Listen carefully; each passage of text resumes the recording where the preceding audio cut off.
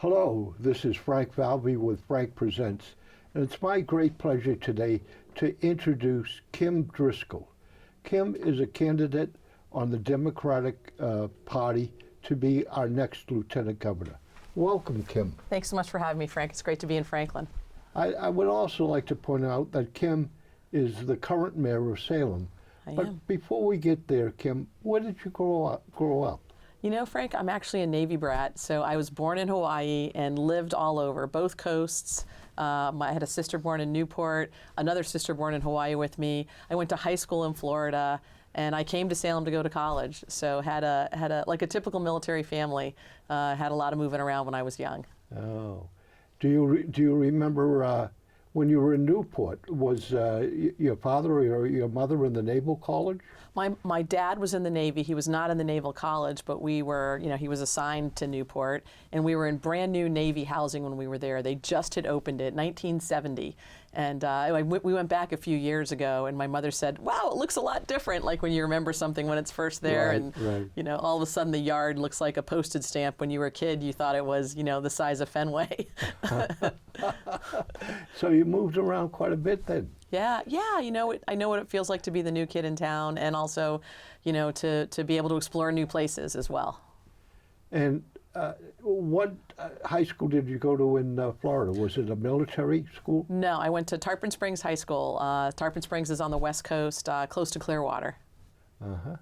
And take the normal courses, or? Yeah, I was great. I was a student athlete, so played a lot of sports. Florida's a great place to grow up if you're someone who loves the outdoors. So played tons of hoop, played softball, frisbee golf. At the time, it was a very much a new thing people were getting into, but really enjoyed growing up in a climate where you could be outside and really, play a ton of things on the coast, and lots of peers and tournaments, and really active. And were you very young in Hawaii, or how old were you? I was born in Hawaii, and we left shortly thereafter. Like, I don't remember it. Right. My family went back there, and I was like, "Why did you ever leave? This place is amazing." It is great, isn't it? Yeah, I would love to spend more time there, but it's a little far away right now. I like music, and I have 2 music shows here on the radio. And one of the things about Hawaii is slack key guitar. It's a type of guitar music unique to Really? Hawaii. I always think of the ukulele, right? Because, Don Ho and others would play that, and it feels like a Hawaii thing. But I haven't heard of that one. I'll have to check it out. Oh, slack key guitar is absolutely Okay. marvelous. Neat. Lead Kalapana, Okay. black sand. I don't know if you went to one of the beaches where the sand is totally black. Absolutely. We have some of like the volcano rocks, that had come down from the volcano, dried, obviously. And that's a contributing factor, I think, in a lot of those beaches. Yeah. And if you go up to the, on Maui, if you go up to the mountain and watch the sunrise, before the sunrise, I've never seen the universe as beautiful and as lovely. Yeah.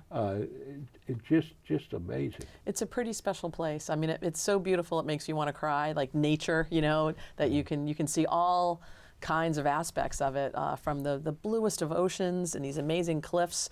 We were in Kauai the last time I was back, and just a type of geography that you don't see anywhere. Picturesque, for sure. So, what moved you to, I gather you went to Salem State I College? did. Go Vikings. Yeah, I went to Salem State. My dad actually had grown up in Lynn, so we were familiar with the area and had visited family there. And I came to Salem to go to Salem State, fell in love with the city, fell in love with my husband, Nick, who was also a Salem State alum, and a second-generation union bricklayer. And together we've raised our 3 kids in a really welcoming and inclusive community. Yeah. I worked in Lynn on Brookline Street. Nissan Baking Company had a plant at the time. Okay. Lynn, the city of sin. The only good thing about Lynn is you have to go through Lynn to get to Nahant. Lynn was the shoe capital. I have stories from my grandparents and my dad talking about the sidewalks being lined, like shoulder to shoulder, and they would make the new shoe style in Italy, and like literally in a week later, Lynn would be manufacturing it and working really hard to try and keep people to work. And my grandparents were Westlanders, And I remember my grandfather saying, "You can stop the car, pick him up. He's a Westlander. He works at the GE." And so it's a proud or city the for Westland sure. Creamery. Yeah, Westland Creamery, and not there anymore. Marshmallow Fluff. Fluff, not too far, right? Not too far away for sure. Yeah. Yep. Yeah. Oh, great.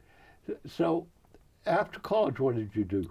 You know, I had the good fortune when I was at Salem State to get an internship in the planning department in the city of Salem, and really got a thirst for local government, really worked in urban planning for a number of years, both in Salem and in Beverly, another community on the North Shore. But I went to law school with the idea of both using that local experience at the local level, permitting land use, and worked in private practice for a while. And then worked for the city of Chelsea. Had a really unique experience as Chelsea was coming out of receivership, a city that was really on its knees, and proud to be part of a team that helped renew investment and accountability and engagement with residents. And so I've had an exciting, I think, local government career married in with some private experience as well, private legal experience. Yeah. And where did you go to law school? I went to law school at Mass School of Law. It's in Andover. Really grateful to have an experience there. I went at night, so I was working during the day in both Salem and then in Beverly. And just had a phenomenal on-the-ground experience, really focused on writing, how to make sure you're a good writer, how to make sure when you graduate that you're not only capable of passing the bar, but really have a solid entry into the profession. That's wonderful. Yeah. What was your first elected position?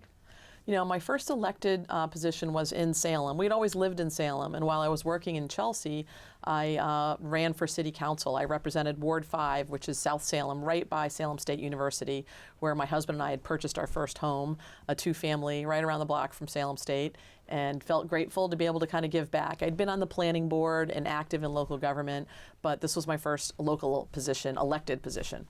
To the city council. It is a city, right? City, yep, city council. Yep, Ward 5. Yeah. And your husband does what? So he went to school. He has his political science degree from Salem State, but he's a bricklayer in Local 3 in the Union, based out of Boston, and loves it. Has been his you know, he learned the skill initially from his dad, and his family has a strong tradition in the trades, and gets up early every morning, goes to work, really enjoys laying brick and block. We tease him that he's putting his political science degree to good use. And your children? We're fortunate. We have three kids, 2 girls and a boy, who are now older. They were 3, 5, and 9 when I first was elected to the office of mayor. And now they're young adults. 2 still in college, and 2 graduates, I should say. 1 still in college. Yeah. Well, Karen Spilker, you know, is the president of the Senate. I do. Yeah. And you might remember this story when you were the lieutenant governor. She was running for the state Senate here, and Franklin was part of her town. Mm-hmm. So it was coming up to election time, and Franklin was having a downtown Halloween or street thing that they blocked off the streets in downtown Franklin, and people were in costume, right? And it was just a great community event. Community vendors were out. So somewhere there exists, somewhere in this TV studio, video of Karen in a black witch's dress with a black witch's tall hat that points upward. I'm used to seeing a lot of people dressed up in costumes in Salem, so it won't be a surprise for me. That's funny. That's good. And she got elected by quite a bit. Well, I think there are a lot of adults who really like to dress up, and I can certainly bear witness to that in my community, where we've found a way to make Halloween last 31 days. Oh, that's great. Yeah. As a mayor of a city, right? Yep.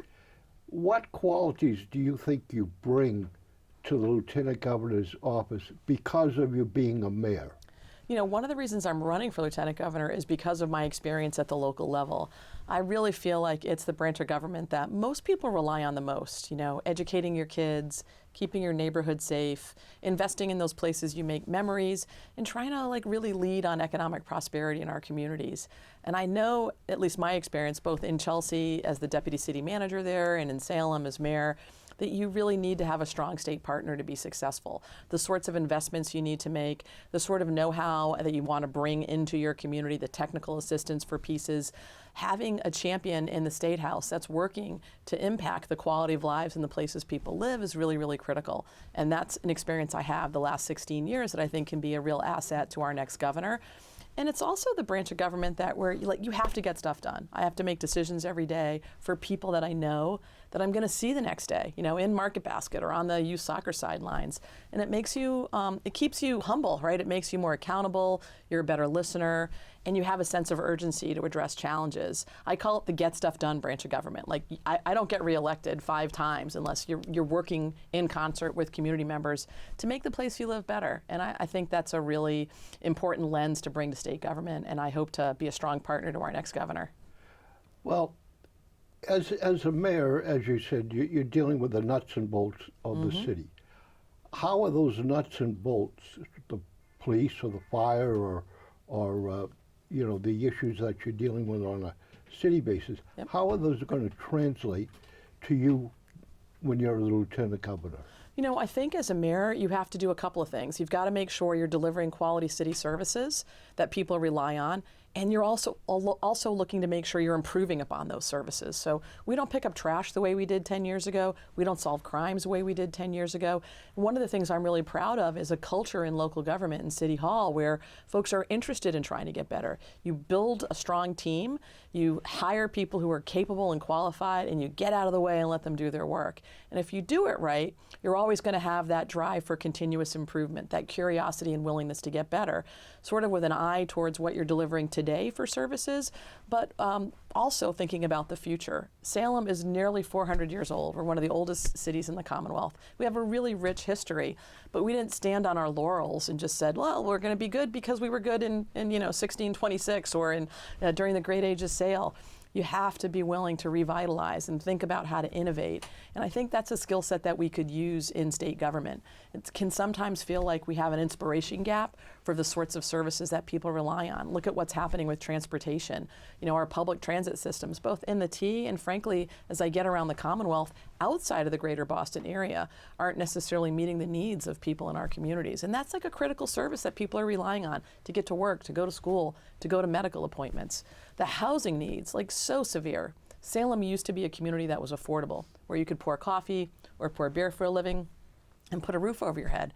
And what we're finding now is that's really difficult. People who are working 1, 2, sometimes 3 jobs are paying significant amounts of their income just to keep a roof over their head. And that makes it really hard to think about paying for anything else, and also makes it hard to save money to buy a house or even think about that given the increase in uptick we're seeing. How do we address the housing needs? How do we think about not only the needs of today, but doing it with an eye towards tomorrow? And I think that's the job of a mayor, and it's an important skill set to bring to the office and to partner as we think about the challenges that the state has, many of which we won't overcome unless there's action at the local level. We're not going to tackle housing without housing being built in communities. And I've got a lot of support among my colleagues, and I hope to be that bridge to champion the work and also to ensure that we're thinking about not how we do things one city at a time, but how we think about the ecosystem in Massachusetts so that everybody's doing okay. Well, one of the positions you're going to have as a lieutenant governor is you're going to be the chair of the Governor's Council. One of the main things of the chair of the Governor's Council is to bring the governor's nomination for not only judges in courts, but judges in the workman's compensation and family court. It is a wide-ranging. Now, you mentioned that you've appointed people as mayor. How, as the lieutenant governor, are you going to screen and find the best candidates, not only for the judgeships, but to head up the MBTA, to head up, the DPW, or the environmental These department. cabinet roles, right? Important appointments. What right? specific steps are you going to go through to find who really can do the job?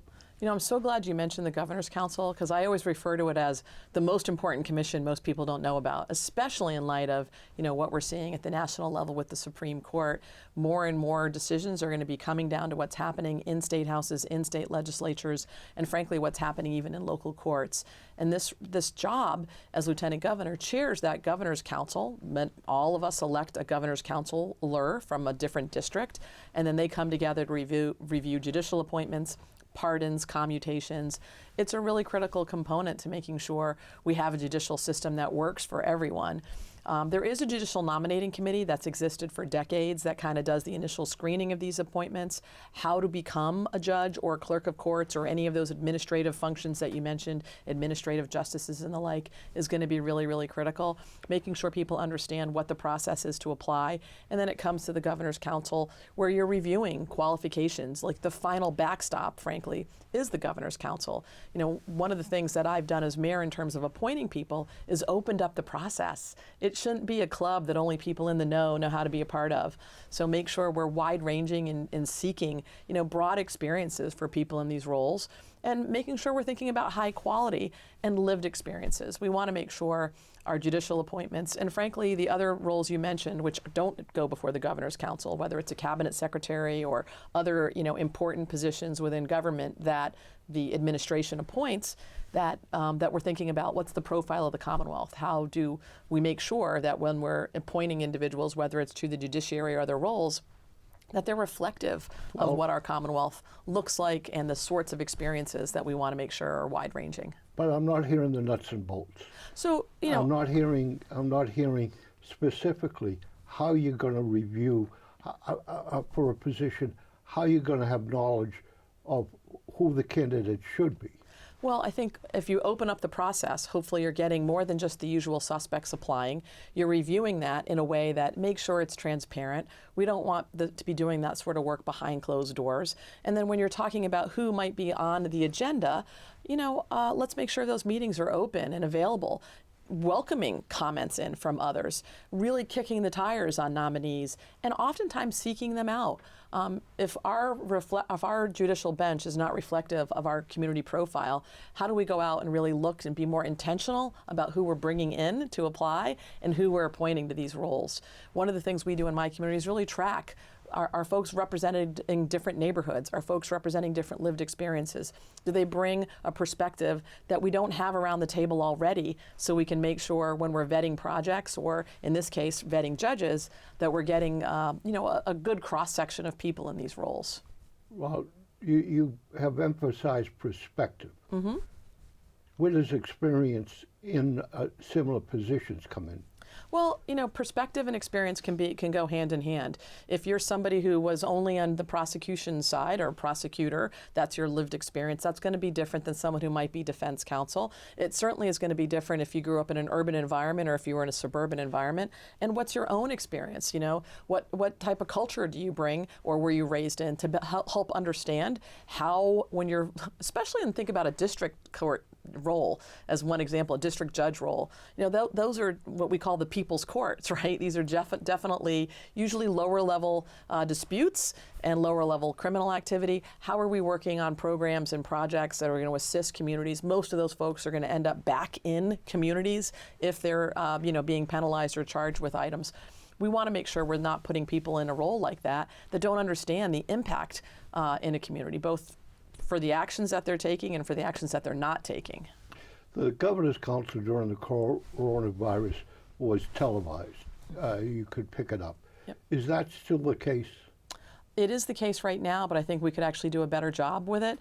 Sometimes it's televised on a separate YouTube channel. I know in Salem, in my own community, obviously we all pivoted digital to virtual meetings. We were using Zoom as our model for all of our boards and commissions. And now that we're able to be back in person, our meetings are hybrid. What we saw when we went virtual, like a 350% increase in participation.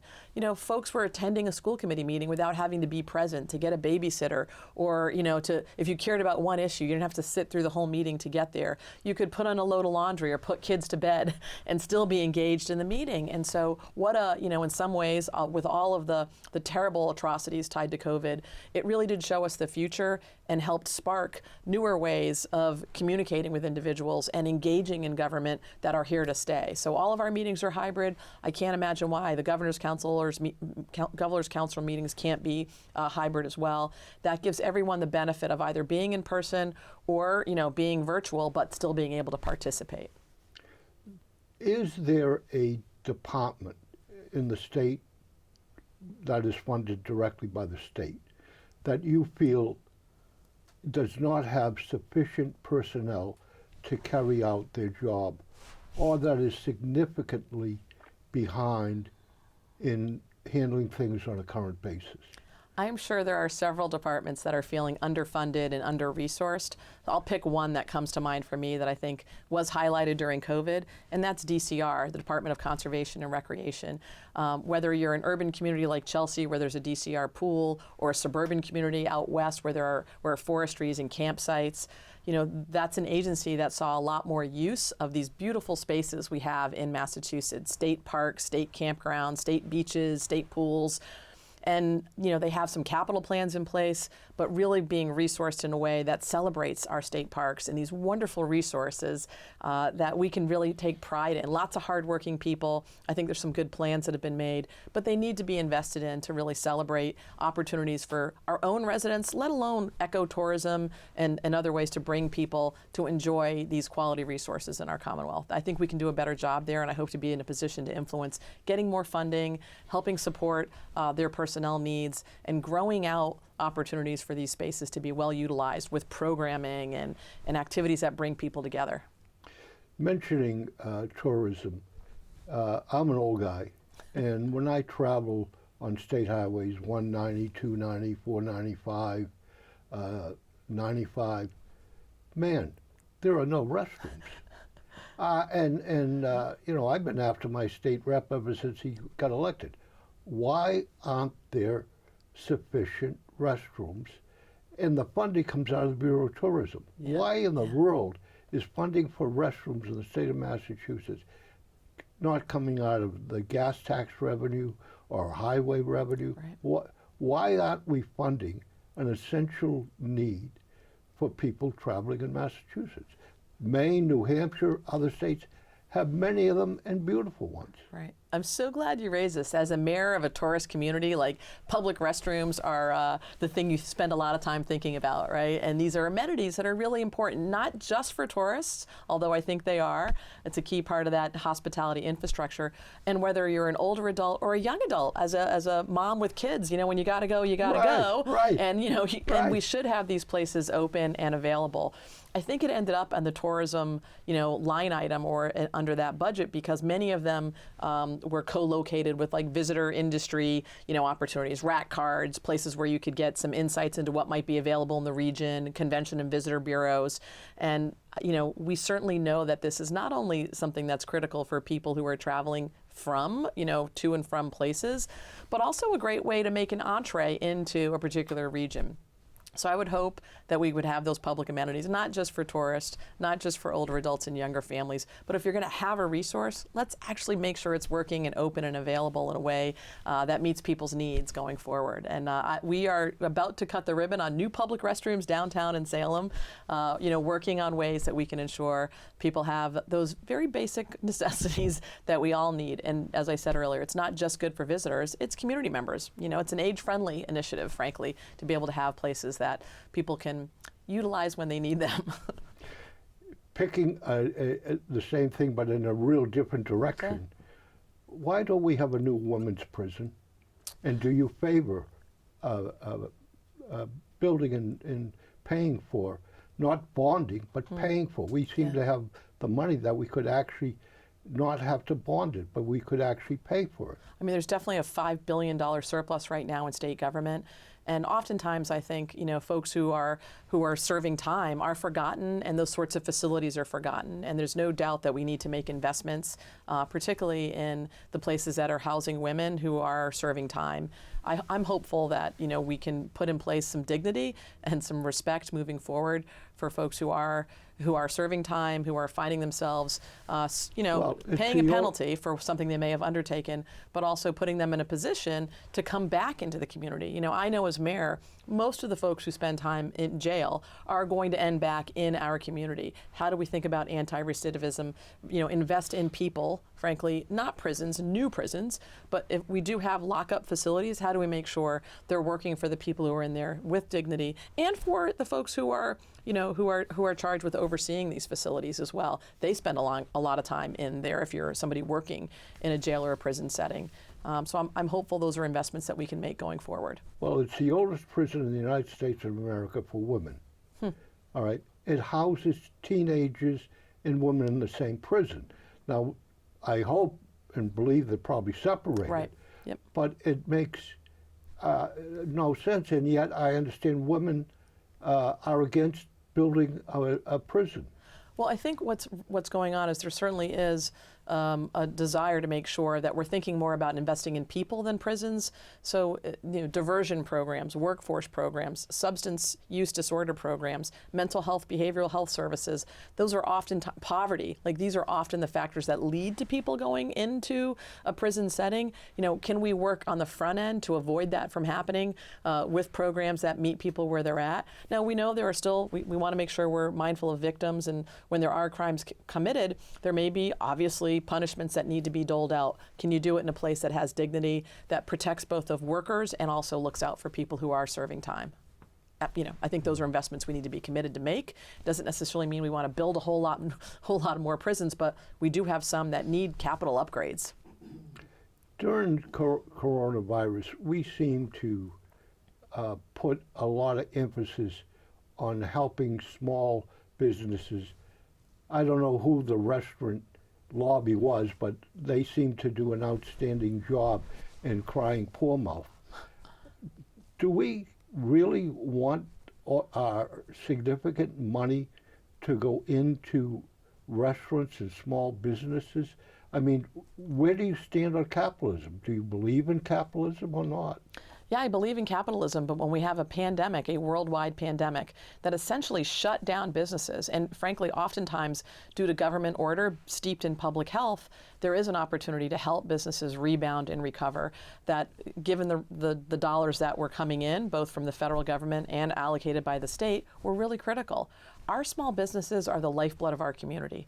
The places where you go downtown that celebrate vibrancy, and restaurants have taken on a really meaningful way where you celebrate milestones in your family or mourn losses in your family.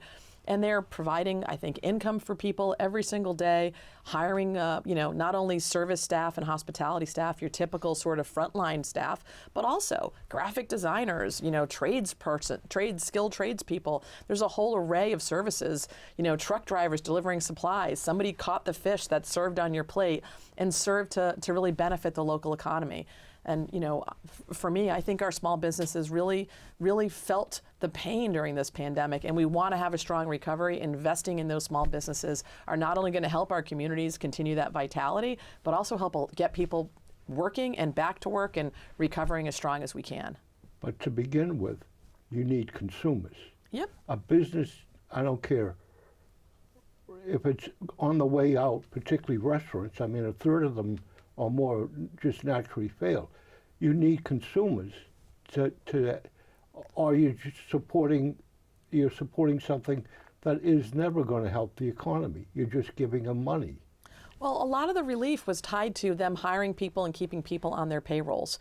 And I think that was important. Remember, this was not anybody's fault, right? It was our community versus the virus. All of a sudden, this pandemic happened. We couldn't gather. We couldn't have people in places. We closed their business. And if there's an opportunity to say, we're going to help you during this time that you're closed, we're going to make sure that you can keep that staff that you had on or continue to pay rent or other expenses that you might have, during a time frame then through no fault of your own, right, you were forced to close. It's one thing if you have a failing business, you don't make a good hamburger, right, and or somebody else makes a better hamburger and you're impacted. This wasn't the case. We had a circumstance that was, beyond what people would expect and a challenge for a local business to overcome. You had the circumstances that musicians, dancers, okay, you had a lot of jobs that people no longer could earn a living, right, and you ignored them. Well, there was also unemployment. They never got direct help either from the federal government or from the state, except if they were covered by workmen's compensation. And now we owe, what, $2.5 trillion to repay workmen's compensation? I mean, I think the government was trying to do everything they could to push in and build supports for individuals, as well as communities were. I know our food pantry quadrupled in terms of the individuals that they were serving. I know that there was unemployment that was obviously bolstered during the pandemic to give people who were working, who suddenly weren't able to work, income that could come in. There was relief granted from mortgages and rental assistance. So there was a lot of dollars and resources devoted to trying to help people. Was it perfect? No, it wasn't. But it really did come together with the idea of keeping people housed, keeping people fed, putting us in the best position to recover strong. And it can't go on forever, you're right. And you still got to make a good hamburger or, be able to, one of the things I missed the most during the pandemic was live music. We were talking a little bit about the guitar playing in Hawaii earlier, but many of our creative economists, creative economy artists were harmed by this pandemic from, theaters and music, and there's some aid, and I think there's some still pending. The economic development bill that unfortunately didn't get adopted by the legislature had resources, some of it federal, some of it state, tied to, really having a strong recovery and supporting a lot of these industries that were harmed. Let me ask this, when you come into office in January, I like that karma, I like that. Yeah, when you come into office in January, right, are you going to be looking at economically facing inflation, or are you going to be concerned about the economy going to a negative side, toward a recession? Recession. Yeah. And one of the things I think you need to think about is all the money, right, that the federal government borrowed is going to be spent pretty near the end of 2023. Most of that money that they're pouring into the economy is going to dry up. So what do you see the administration that you're going to be part of looking for, fighting inflation, or looking to counteract a recession? Yeah, I think it's a little bit of both. I've managed a city during a recession back in 2007 and 2008, and I remember how difficult that was, right? You had all the same needs, but you had a lot less resources. This is a little different, Frank, in that we're going to be heading into some choppy waters, like no doubt about it. There's a coffee shop right around the corner from City Hall. They've actually turned me into a coffee snob. Their coffee's amazing. And I was in talking to the owner, grabbing a cup of coffee. I said, how's it going? How you feeling? He said, I feel really great about the number of customers we have. We're really seeing a strong economy. Tourism is back. People are here. They're in. We're busy. He said, but Kim, every single thing I bought last month, everything, with the exception of the fire alarm fee, right, went up.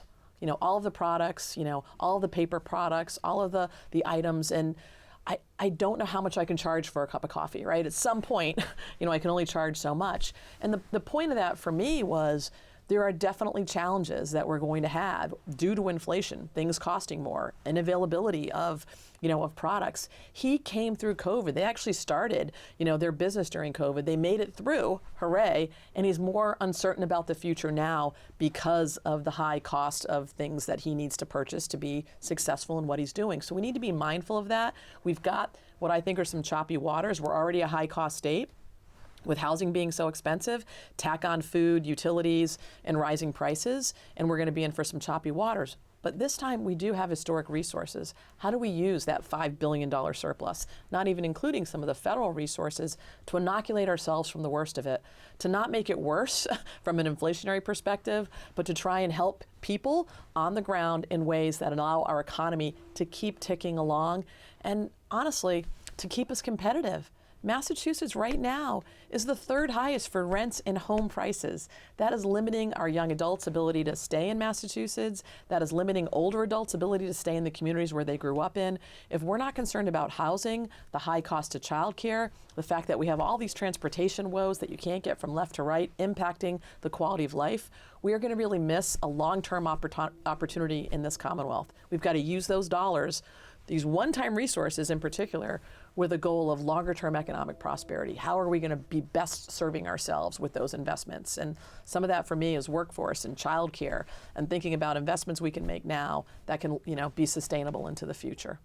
The economic principle of your coffee example is that at some point, the pleasure of having that cup of coffee is outweighed by the negative amount you have to spend. Yep. And at that point, someone's going to decide it's not worth my spending for this cup of coffee.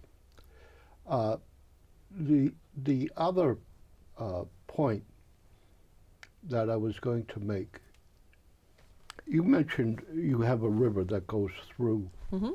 We're right on the coast. Yep. Right on the coast. So you're familiar with the issue of rainwater runoff. Mm-hmm. And the town of Franklin, Millis, other places have decided that to take that out of the budget, like they took sewer and water. Your sewer and water is separate fee, Exactly. not part of the budget. Correct. We have an enterprise account is what we call them locally, right? Okay. Yep. So there are items that you can take out of the budget, right? Yep. And you can charge as a fee. I mean, you could take the whole police department, fire department out. Some places actually do outline, like this is what your schools cost, this is what your police cost. We, in Massachusetts, But we you don't could tend to do actually that. take it out of the budget and charge it as a fee. You could, yep. So the town of Franklin has done that. They've taken and calculated what the environmental cost is, and without anyone being able to vote on it in the town of Franklin, have set it up as a fee. Fine. But Franklin has gone one step further, okay? And they have made that fee on all religious organizations, and they've made that fee on all nonprofits. Now, one of the biggest nonprofits in Franklin, okay, is Dean College. Mm-hmm. And so the effect, maybe there's a lot of people upset with Dean College because maybe they think Dean College ought to have paid for some police cars or whatever. But the principle, do you agree with the principle that cities should move to charge people fee so they can spend and make room in their budget for other items? Yeah. But particularly, do you think Salem and other cities should not exempt religious and nonprofit organizations? Yeah, I mean, I'm so glad you raised this issue because I think local autonomy is at the heart and soul of a lot of what communities are trying to better understand. Where can I bring in revenues to help offset costs that I have in my community, unique characteristics that I might have? There's a few communities who have looked at things like real estate transfer taxes to support affordable housing, or in this case, we sometimes are referred to as low impact development fees or storm water discharge fees. You're contributing into a drainage system. We need to maintain that, right, as a city or as a community. And it sounds like Franklin has decided, hey, we're gonna have a stormwater discharge fee and treat it like an enterprise account, so that you're gonna pay based on the size of the footprint of the space that might be having some runoff. Because we may have to treat that as we send it into the harbor. And there are a number of communities who have taken that approach. Not a lot. I wouldn't say there's a huge majority, but more and more people are becoming attuned to it as they're worried about the sustainability, within their community. And these costs are going up to treat, this runoff. So I don't really have a big opposition to it, particularly if it's locally, something that people have really sunk their teeth into, done the research. And like water and sewer, a lot of times we pull that out of the real estate. We have an enterprise account for that because we want to account for the fact that we have nonprofits who aren't paying taxes. Salem, for instance, we have Salem State University, we have a hospital, we have a number of institutions, the Peabody Essex Museum and others. If we were paying for water and sewer just based on real estate taxes, they're not really contributing their fair share for what they're using. When you go to this user fee-based system, right, now the hospital uses a lot of water, Salem State uses a lot of water. They're going to be paying their fair share for that utility that we all rely on. And I don't know as much about the Franklin discussion, but I'm guessing they're thinking of it the same way, that if you've got stormwater coming off your parking lot that's discharging into the system that we have to maintain, we're going to charge you for it, whether you're a nonprofit, whether you're, a for-profit, whether you're Home Depot, or a local a church. It sounds like. Is Salem State directly part of the state of Massachusetts, or is it a nonprofit? No, they are. It's a state university system. So Salem State, under this example, I mean, a city can't tax or charge fees to state facilities, can they? I can't charge them for real estate taxes because they're a state organization, and I can't charge private nonprofits like the Peabody Essex Museum under the IRS code. They're exempt from real estate taxes. And by the way, I'm a huge fan of having these institutions in our community. Like, we punch out of our weight class because of them. They bring a lot of vitality into our community, both the number of people that they bring, eating, drinking, participating in local government in meaningful ways. But they also have costs, right? There are impacts when you have these large institutions. So having a water and sewer rate that they're paying for doesn't seem to me to be, unjust, given that they're using the system. But it does increase the fee to the students to attend. It does. Somebody's got to pay for it, no doubt about it. And that's where state government comes in. I'm a Salem State grad. I am a champion for our public higher ed institutions. I'm the only candidate statewide that's actually went to a mass public higher ed institution. And when I went there, you could hustle all summer. Like, I worked basketball camps, I painted houses, and I was a very bad waitress and made enough money to actually pay my tuition and fees, through that year. Nobody can do that anymore. And I have two kids who were students and graduated from public higher ed institutions in Massachusetts. How do we support, our students, 75% of whom of the graduates from public higher ed stay in Massachusetts? These are our future teachers and nurses and business owners and entrepreneurs, and we want to make sure we're supporting that next generation. Well, we should be making sure we're adequately funding public higher ed. And I also think if you're in a community, you can't expect Salem State's water to be free, right? There's a lot of showers in those dorms being used, and we have a system that we have to maintain. And so they can do their fair part, and the state can better support those institutions. Kim Driscoll, a candidate for Lieutenant Governor, what is the question that I haven't asked you that you just love to talk about? I love to talk about the strength of this race in terms of who could be the best partner for our next governor. Okay. And in my estimation, being someone who's been on the ground, dealing with local issues like the ones we just mentioned, like, I have to make sure I pass a budget, work with our employees, create a vision for our community, and lead towards longer-term economic prosperity. That's very much the work that we need to be doing at the state level. And I think I'm the best partner to work with, a Governor Healy in this case, and look forward to being able to connect with people both far and wide. Going around the Commonwealth, we've really got a strong group of support, and I'm excited about using this skill set and this experience to help not only my hometown, but hometowns throughout Massachusetts. Kim, if people want to reach you, how can they do that? Well, you can email me at kim@kimdriscoll.org. You can also just log on to kimdriscoll.org, and there's all kinds of ways to either reach out to me or to get involved. It's fun being on a campaign. We think ours is fun in particular, whether it's canvassing, helping with phone calls, building support in your community, or just reaching out and sharing ideas. It's a really meaningful way to connect with people. For the people watching and the people listening, do you know the website address? Can you repeat it? Absolutely. It's kimdriscoll.org, O-R-G. Pretty simple. We want to keep it simple to make sure people know how to get a hold of us. And that's your campaign site? That's correct. Yep.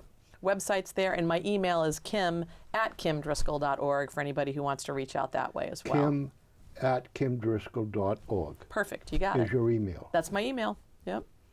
Anything you'd like to say before we close the program? Yeah, I just want to say thank you, Frank, one, for having me on, for having this robust conversation, and for anyone who's listening, would really appreciate your support. I'm excited about this race, this opportunity to really make Massachusetts move forward in a way that thinks about resiliency, that puts both the mayor's kind of mindset in the corner office and works collectively to make communities better. When our cities and towns are thriving, our Commonwealth is thriving. And that's one of the reasons I'm running, and super excited to be able to put this experience to work for you.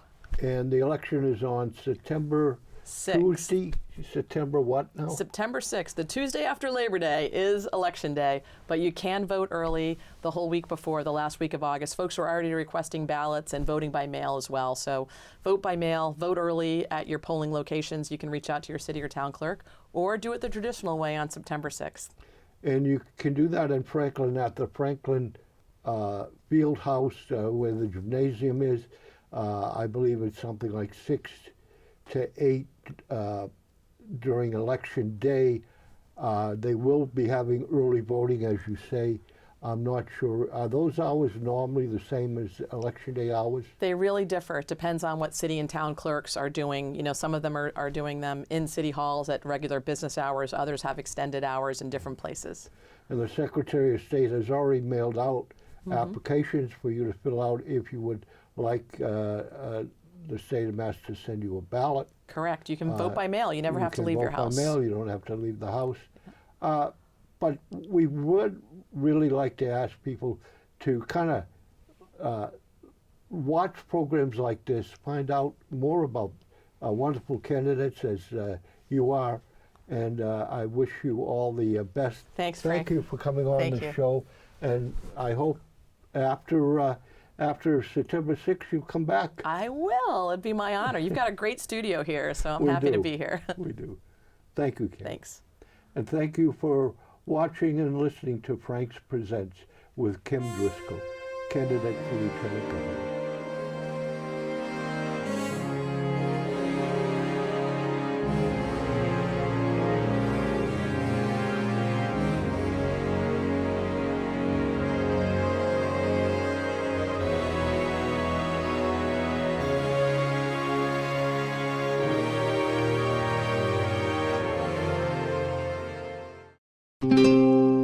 This program was made possible by your Franklin friends and neighbors, good folks just like you. Thanks for supporting Franklin TV. And thanks for watching.